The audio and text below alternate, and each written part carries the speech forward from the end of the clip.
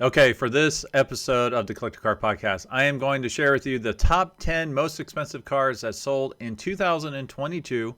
Now, this is by public auction or public knowledge. So there are a couple private sales that occurred over the last year, and I will include those in the list. Now, as I like to say, if you'd like to get your free consultation call from me, just go to thecollectorcarpodcast.com. And you can go to the contact form, you can select the date and time, and we can have a nice conversation talking about your car or the cars that you one day hope to have. So just an easy way to reach out to me and kind of go the next step with what is either in your garage or what you wish was in your garage. Now, just as a reminder, RM Sotheby's is consigning cars for the Amelia sale. I know they're down to only 30 spots left. So if you do want to get your cool car into this great sale, you got to jump on it quick. So go to rmsotheby's.com and reach out to one of their car specialists or shoot me a note at gstanley@rmsotheby's.com. So that's always a great sale down in Florida, my hometown, near my hometown of Jacksonville, Florida. So I will be down there. Actually, I will be driving a cool 1965 Hypo Mustang Fastback I actually found at this year's Amelia Island auction under a tarp. So, really cool. It's a real K-code Hypo Fastback. So hopefully I will be driving that down there for that week. All right, couple cool events coming up on the Collector Car Podcast. One of them, as I mentioned before, is January the 7th. Please check out my YouTube channel where I will be live streaming. Let's see, what did I call this thing? So I would live stream Guess the Hammer. So we will have the Kissimmee auction going on live, and we are going to guess what the cars are going to sell for. Now, you can participate and share your guess by going to the YouTube channel, watch the live stream, and guess along with us, and I will definitely call you out if you have a cool, good guess. So that is being held at the Motocar Club in Cincinnati. You can go to motocarclub.com and check it out. We'll be up on I believe we'll be in the lounge overlooking the collection of cars there. So if you would like to come in person, by all means, show up on January the 7th. I would show up around 3 p.m. The live streaming starts at 4 p.m. Now, something else that's cool, I just got a phone call. It sounds like I will be live streaming. Now, this is more of a video that you can go watch and enjoy, but it will be for the India Concours d'Elegance. I don't have all the specs yet, but it is the big Concours that occurs in the country of India. So I will not be there in person, but I will be live streaming with a fellow car enthusiast as we walk the show field. So I know I'll have a lot of listeners from India on my YouTube channel, watchers. So we will be there in spirit and share all the cool cars from that Concours that is coming up soon. Okay, so let's get into these top sales from 2022. Now, one thing I will mention is the top 10 sales are dominated by RM Sotheby's and Gooding. If you hear a weird screeching noise in the background, it's still Christmas. Those are my wreaths on my window, which are screeching outside of the office here because it's like minus 10 yesterday. Today it's 10 degrees, really windy. So there's a little screeching going on in the background. So I apologize for that. So like I said, the top 10, I think 3 of them are from Gooding and Company. The remaining 7 are from RM Sotheby's. What I did not want to exclude the other major auction houses. So I do want to talk about the top sellers from the other auction houses. More of an informational way to share it. So let's see. Bonhams, their number one seller for 2022 was the 1955 Porsche 550 Spyder. That sold at Amelia Island. I can pull it up here for $4.185 million. So that's an iconic car. They only built a handful of these. Really, really cool cars. Let's see. For Mecum, this one was interesting. Their top seller was a 1965 Shelby GT350R prototype. Typically, the R prototypes the R models only made 36 of those. They typically sell $800 to $1.1 million. This prototype is the very first R model built and driven by Ken Miles. And like I said, it's the prototype, sold for $3.75 million. It is known as the Flying Mustang because there's an iconic picture of it with all 4 wheels off of the ground. Ironically, this same car sold back in Indianapolis, Mecum sale, and it was a world record price then. for $3.85 million. So counting all the fees and everything, it looks like they've lost a couple $100,000 on this resale. But that was Mecum's top sale of the year at $3.75 million. All right, for Barrett-Jackson, their top sale, I'm going to list two here because one of them is a charity car. Let's see, they sold the very first serial number 001 Corvette Z06 for 2023. That sold at Scottsdale for $3.6 million. That was a charity event.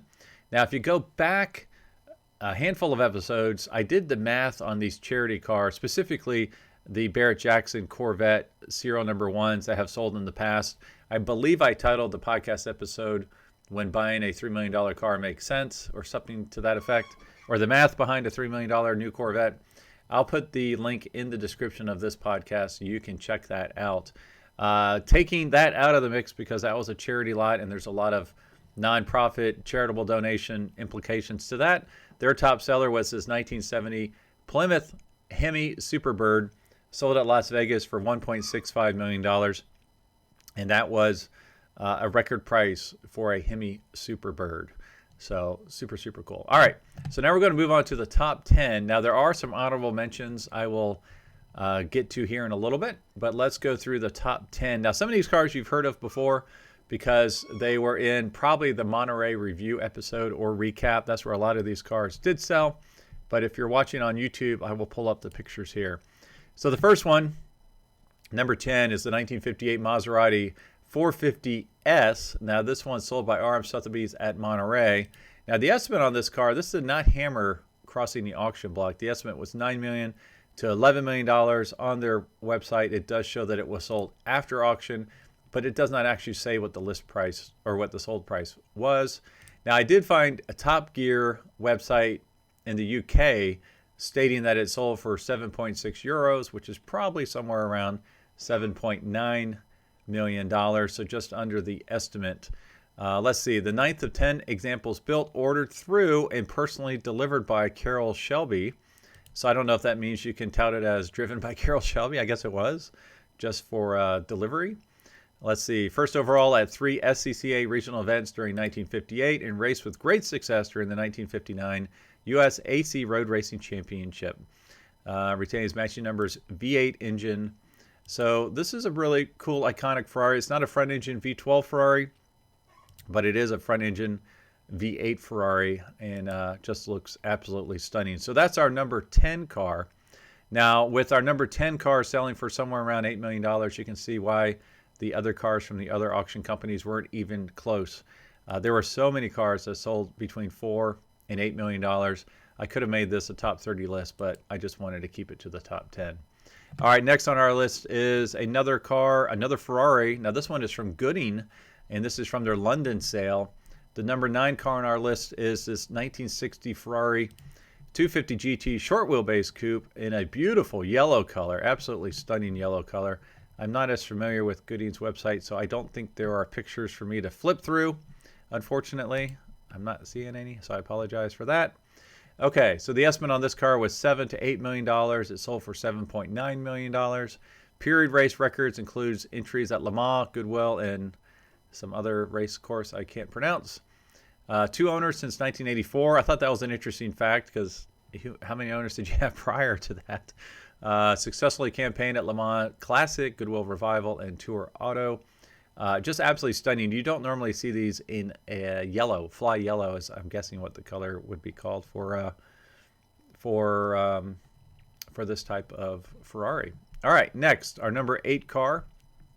Now, ironically, there were a lot of pre-war cars in this list, and this is one of them.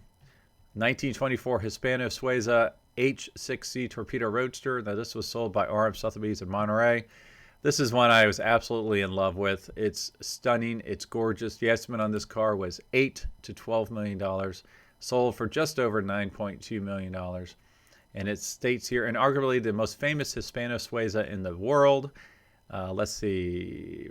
Raced at the 1924 Targa Florio. Stunning lightweight mahogany coachwork, a masterpiece of craftsmanship. So I don't know why it's called tulip wood when it's actually mahogany.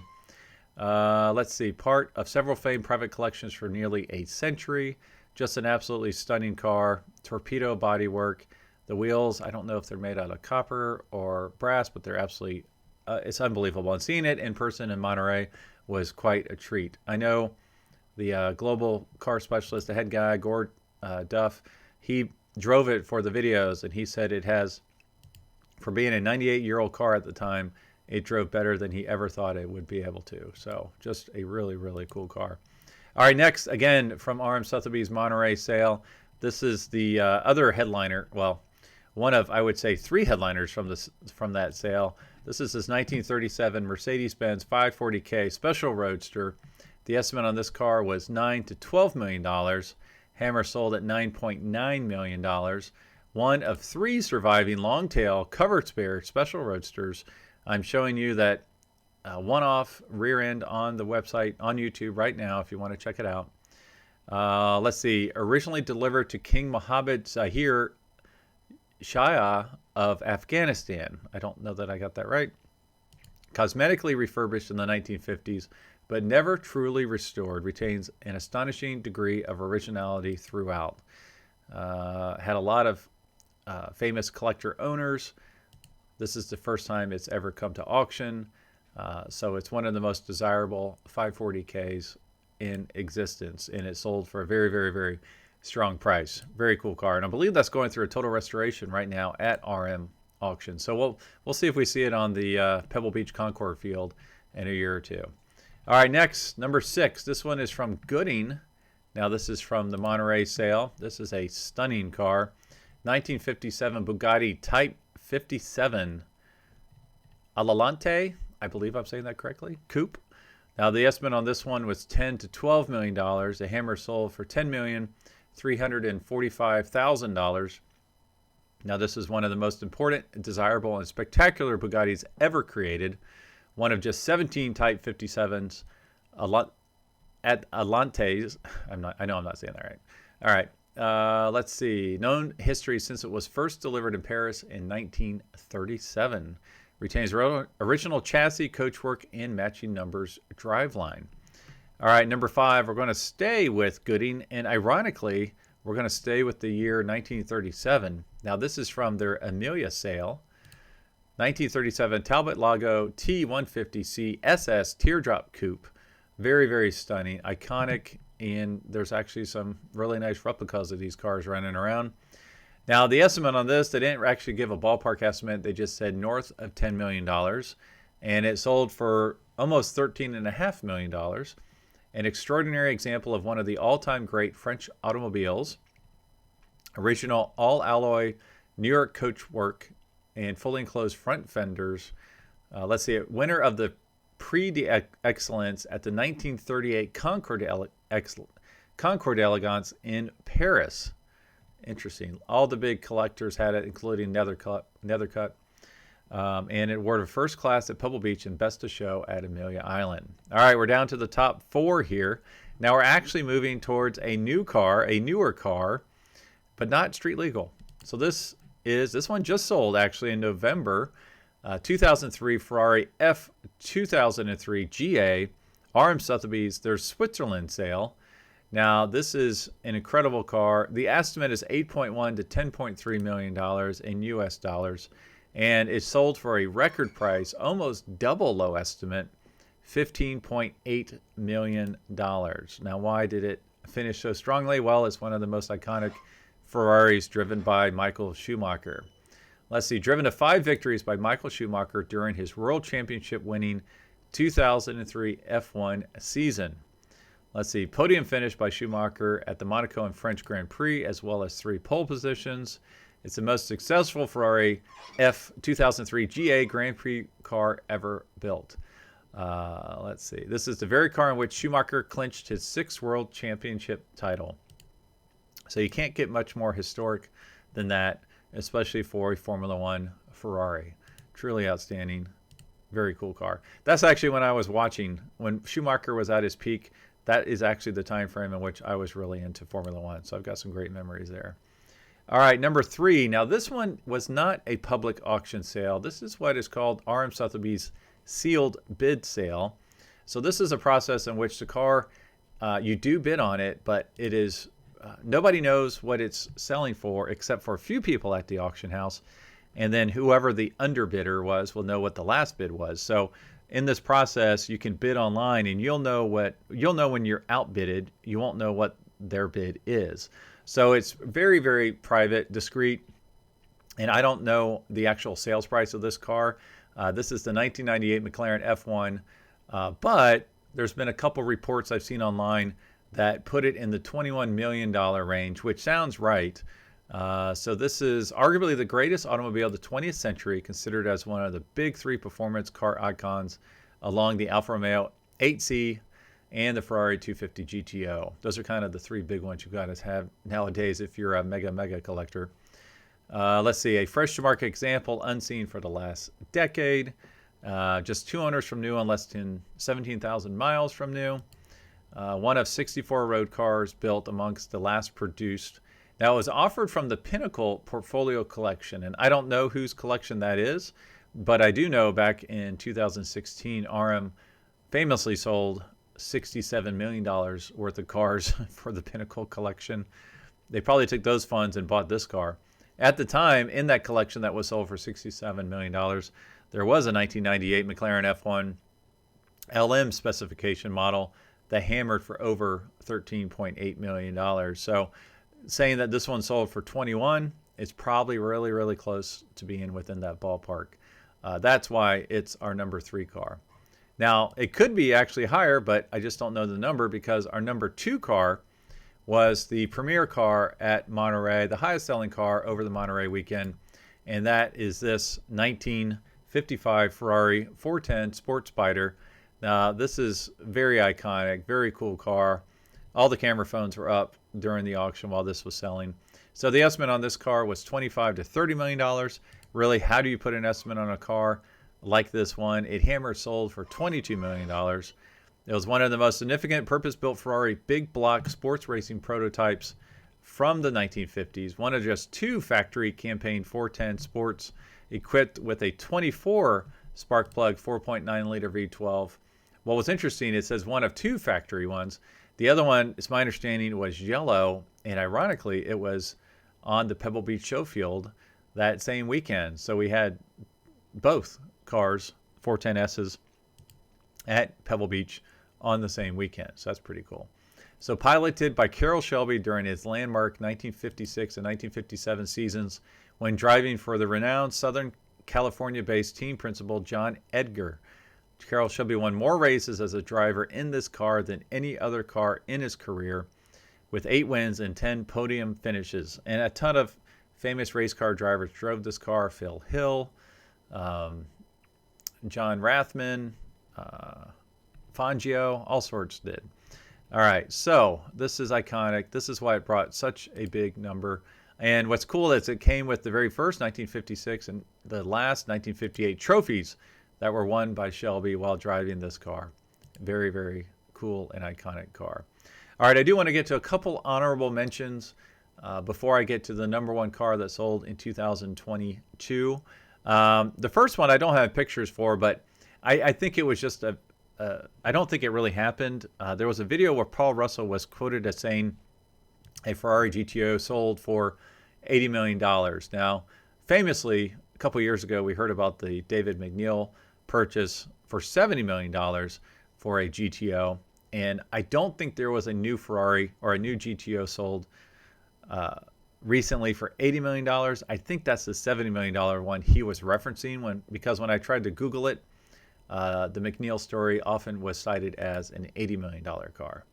So if there was one out there sold privately, please let me know. I'd love to know.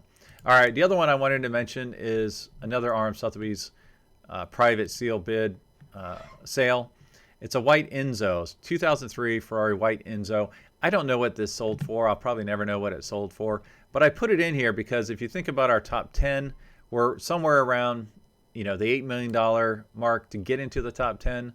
Enzos are selling for $4 million or so. I mean, I don't know that the white color would have doubled the price to where it got into the $8 million range. If I had to guess, I would say it probably sold for around $6.5 million being the only white Enzo, but I don't know. So I just wanted to mention that one before we get to our big one for the year. All right, so the biggest seller for the year, actually, this is in all history, because all records were broken with this car, is the 1995 Mercedes-Benz 300 SL Uhlenhaut Coupe. Now, this was sold by Arm Sotheby's, again, through the sealed bid process. Now, we do know the price of this car because it was publicly announced via Mercedes and Arm Sotheby's. So Mercedes-Benz was selling this car.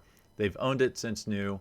It broke all previous world records. I think the world record for a public auction was $48 million for a Ferrari 250 GTO.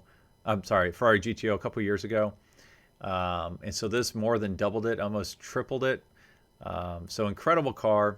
The second of two adaptations of the race-built 300 SLR made in coupe form. So apparently one of them has blue interior and this one has red interior. Mercedes-Benz had both since new and decided to sell one of them. Comfortably the fastest road-going car in the world when new, capable of reaching speeds of up to 290 kilometers per hour. So that's probably around 170 miles per hour. All right, retained by Mercedes-Benz from new and presented for sale for the first time ever. A once-in-a-lifetime opportunity to own an enthralling piece of automotive history. Yeah, so that was really quite amazing. It was very secretive, very private. I think they live streamed the actual auction. So, I said this was part of their sealed bid, but it was an auction where they invited select Mercedes collectors, very high-end collectors to participate in the auction because they did release the video afterwards. Just a stunning, beautiful car. I don't know if this will be eclipsed anytime soon. I mean, because it's so far above and beyond what any other price for a car has traded publicly. I do know there were some quote-unquote strings attached. I believe Mercedes has the first right to buy the car back if it ever is to be sold again, and I think it has to be at the same price that it was bought for. Not sure on that. And then also, they wanted to make sure it did not disappear from public view, so it will be making the rounds at some point at some of the major concours fields and shows around the world, hopefully in 2023. All right, well, that's what I've got for today. Now, as a reminder, you can get your free collector car consultation phone call with me by emailing me at greg@thecollectorcarpodcast or on my homepage. Go to collectorcarpodcast.com, find the contact form, and you can select a date from my calendar. As always, thanks for listening, watching, liking, and sharing, and I will talk to all of you next week.